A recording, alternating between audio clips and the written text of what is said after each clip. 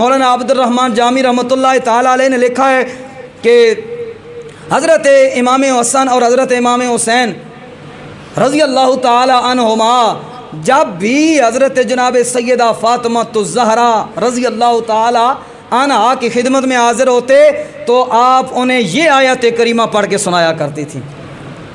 حضرت امام حسن اور حضرت امام حسین جب بھی حضرت جناب سیدہ فاطمہ الزہرا رضی اللہ تعالی عنہا کی بارگاہ میں حاضر ہوتے تو آپ ان کو یہ آیت کریمہ پڑھ کے سناتی، یا بنی اقم الصلاۃ وامر بالمعروف ونہی عن المنکر ان ذالک من عزم الامور، کہ بیٹا یاد رکھنا نماز قائم کرنا۔ اور پھر میرے حسین نے نماز ایسی قائم کی کہ تلواروں کی چھنکار ہے، تلواروں کے سائے ہیں اور سامنے لاشوں کے لاشیں پڑے ہیں، لیکن جب نماز کا وقت ہوتا ہے تو میرے امام نے یزیدیوں کو فرمایا کہ پیچھے ہٹ جاؤ، پہلے جنگ تھی اور اب حسین کی نماز کا وقت ہو گیا ہے، تھوڑی دیر کے لیے جنگ روک دو، یہ نہ سمجھنا۔ اور پھر امام علی مقام امام حسین رضی اللہ تعالی عنہ آپ نے جلدی سے نماز پڑھی، جلدی سے نماز پڑھی۔ لوگوں نے کہا اتنی جلدی نماز پڑھنے کی کیا ضرورت تھی؟ فرمایا لوگ یہ نہ سوچیں کہ میں تلوار کے ڈر سے نماز پڑھ رہا ہوں، میں تو اپنے رب کی اطاعت گزاری کر رہا ہوں۔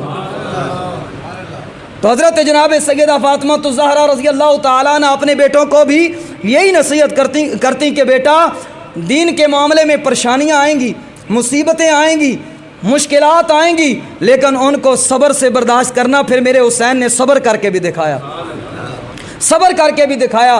تو کہاں ہیں وہ مائیں جو آج اپنے بچوں کو یہ نصیحتیں کرتی ہیں؟ کدھر ہیں وہ باپ جو آج اپنے بچوں کو ایسی نصیحتیں کرتے ہیں؟ آج تو ہم اپنے بچوں کو جب کوئی پیسے مانگنے والا فون کرتا ہے تو ہم کہتے ہیں اپنے بیٹے کو فون پکڑا کے، موبائل پکڑا کے کہتے ہیں بیٹا یہ کہہ دو کہ ابا گھر پہ نہیں ہیں۔ اور جب دروازے پہ کوئی دستک دیتا ہے تو ہم کہتے ہیں بیٹا جا کے اس کو کہہ دو کہ ابا گھر پہ نہیں ہیں۔ بچے وہ تو فطرت کے پاک ہوتے ہیں، ان کی طبیعت صاف ہوتی ہے، تو وہ ایسے ہی جا کے دروازے پہ کہہ دیتے ہیں کہ ابا کہہ رہے ہیں میں گھر پہ نہیں ہوں۔ وہ ایسے ہی جا کے مہمان کو کہہ دیتے ہیں کہ بابا کہہ رہے ہیں میں گھر پہ نہیں ہوں۔ اچھا اب آپ نے اپنے بچے کو یہ خود سکھایا ہے، ٹھیک ہے، 1 گھنٹے کے بعد آپ اس کو درس دینا شروع کر دیں، لیکچر دینا شروع کر دیں کہ بچہ جھوٹ نہیں بولنا، تو اب وہ سچ بولے گا؟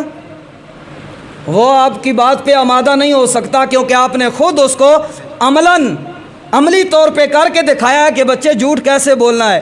اور پھر جب وہ باہر اپنے دوستوں کے ساتھ لوفری کرنے کے لیے نکلے گا تو جب آپ کال کریں گے تو وہ بھی اپنے دوست کو موبائل پکڑا کے کہے گا کہ میرے ابے کو کہہ دے کہ وہ موبائل یہاں پہ بھول گیا ہے اور وہ خود کہیں کام گیا ہے۔ اور یہ حقیقت ہے، کیونکہ ہم نے خود اپنی اولاد کی تربیت ایسی کی ہے، ہم نے خود اپنی اولاد کو سکھایا یہ ہے کہ بچے جھوٹ بولنا کیسے ہے۔ تو اپنی اولاد کو جب نصیحت کریں تو ایسی نصیحت کریں کہ بچے نماز پڑھنی کیسے ہے۔ اپنی اولاد کی جب نصیحت کریں تو ان کو یہ سکھائیں کہ اللہ کا قرآن پڑھیں تو کیا ملتا ہے۔ حضرت بابا فرید الدین گنج شکر رحمۃ اللہ تعالیٰ علیہ کی والدہ محترمہ کا واقعہ ہر ایک بندے نے سنا ہے۔ آپ کو یاد ہے کہ وہ نماز پڑھنے کے لیے حضرت بابا فرید الدین گنج شکر رحمۃ اللہ تعالیٰ علیہ آپ کو کہتی بیٹا نماز پڑھا کر۔ ایک دن حضرت بابا فرید الدین، بچے ہوتے ہیں نا، بچے کہتے ہیں میں یہ کام کروں گا تو کیا ہوگا، تو حضرت بابا فرید الدین گنج شکر رحمۃ اللہ تعالیٰ علیہ نے کہہ دیا اماں اگر میں نماز پڑھوں گا تو کیا ملے گا؟ تو ماں نے کہا بیٹا شکر ملتی ہے۔ ماں نے کیا کہا؟ بیٹا شکر ملتی ہے۔ اب حضرت بابا فرید الدین گنج شکر رحمۃ اللہ تعالیٰ علیہ جب بھی نماز کا وقت ہوتا، حضرت بابا فرید الدین کی اماں جان وہ مصلی بچھاتی اور ایک پڑیا میں شکر ڈال کے مصلی کے کونے کے نیچے رکھ دیتی اور کہتی بیٹا وضو کر کے آؤ اور آ کے نماز پڑھو۔ جب نماز پڑھتے تو مصلی کا کونا اٹھاتے اور شکر اٹھا کے کھاتے۔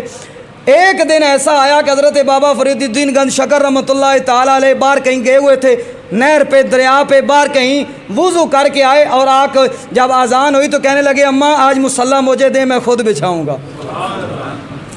آج مصلی مجھے دے میں خود بچھاؤں گا۔ تو حضرت بابا فرید الدین گنج شکر رحمۃ اللہ تعالیٰ علیہ نے مصلی بچھایا اور مصلی پہ کھڑے ہو گئے۔